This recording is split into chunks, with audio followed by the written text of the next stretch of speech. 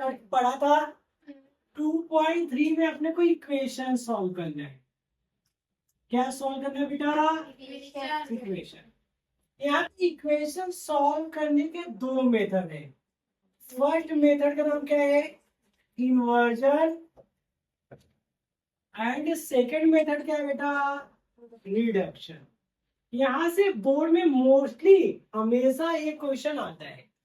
वो question 2 marks का भी हो सकता है, 3 मार्क्स का, या तो 4 मार्क्स का।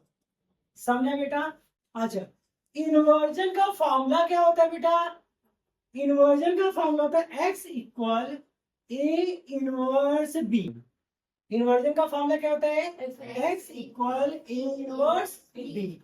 और रिडक्शन का फॉर्मूला क्या होता है बेटा? ए एक्स इक्वल कितना बेटा? बी। समझ आया? लिख लो इसे। सुनो बेटा, अभी एक्सरसाइज 2.1 का फर्स्ट क्वेश्चन क्या है कि इक्वेशन को सॉल्व करना है, बट कौन से मेथड से करना है बेटा? इन्वर्जन।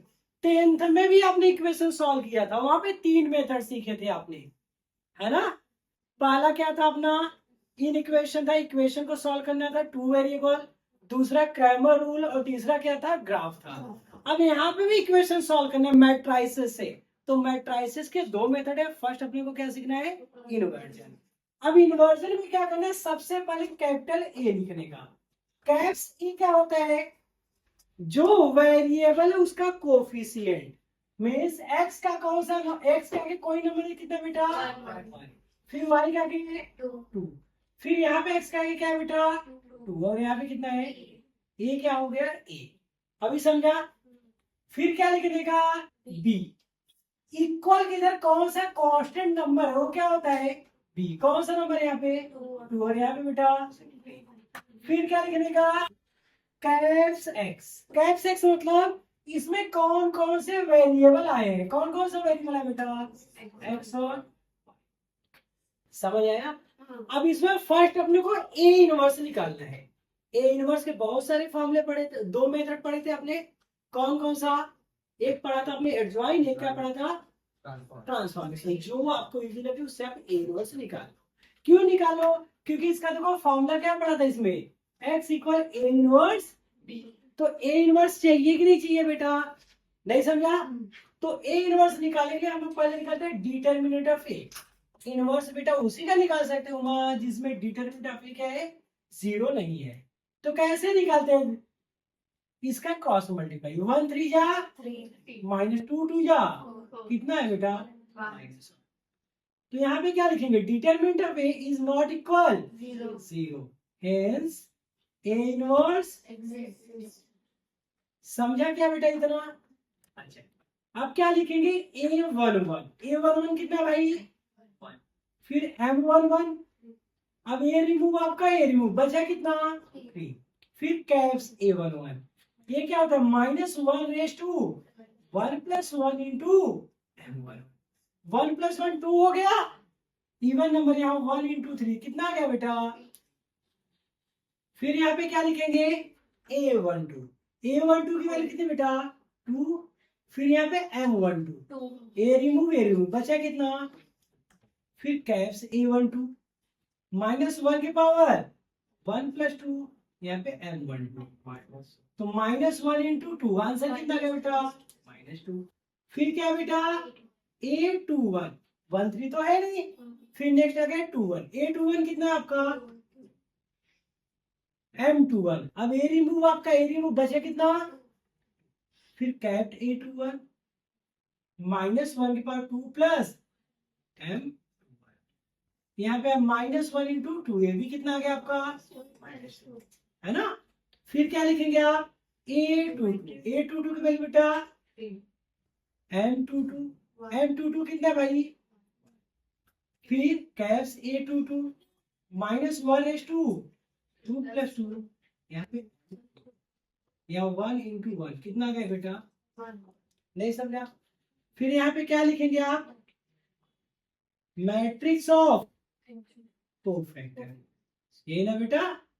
तो मैट्रिक्स ऑफ कोफैक्टर क्या हो जाएगा आपका? 3 -2 -2 है, ये ना? फिर क्या लिखेंगे आप? एडजॉइन ऑफ ए। तो रो को किस में कन्वर्ट कर देंगे? 3 माइनस 2, ये रो था, इसको हमने ऐसे लिख दिया, फिर ये रो था -2 और फिर ज्वाइन हो गया, यही ना आपका। फिर क्या लिखेंगे हम लोग? A inverse. क्या लिखेंगे बेटा? ए इनवर्स का फॉर्मूला क्या होता है? 1 determinant of A into adjoint of A, यही होता है। तो 1 डिटर्मिनेंट ऑफ ए कितना है? -1 है, इंटू एडजॉइन ऑफ ए कितना है बेटा? 3 -2 और 1/1 1 ही रहेगा, मीन्स -1। अब -1 का मल्टीप्लाई कर देंगे तो भाई 1 का मल्टीप्लाई करने से कोई नंबर चेंज होता है क्या? बट -1 करने से साइन क्या हो जाएंगे? ए प्लस था क्या हो जाएगा? माइनस। ये माइनस है तो ए प्लस, और ये क्या हो गया? ए इनवर्स आ गया, ठीक है ना। अब यहाँ पे क्या लिखना है अपने को? By inversion method. किससे सॉल्व करना है आपको? तो इन्वर्जन मेथड का फॉर्मूला क्या था बेटा? x equal A inverse B. x क्या है आपका? xy, यही आपका ए इनवर्स कितना है बेटा? -3 2 और माइनस इनटू बी की वैल्यू कितनी है? 2 है, ये ना। अब दो मैट्रिसेस के बीच में कोई साइन नहीं तो इनटू है। मैट्रिसेस का इनटू कैसे करते हैं? रो का मल्टीप्लाई किससे करने का? कॉलम से, यही आपका। तो चलिए इसका मल्टीप्लाई इससे करेंगे, 3 2 जा 6, फिर इसका इससे करेंगे 2 3 जा 6।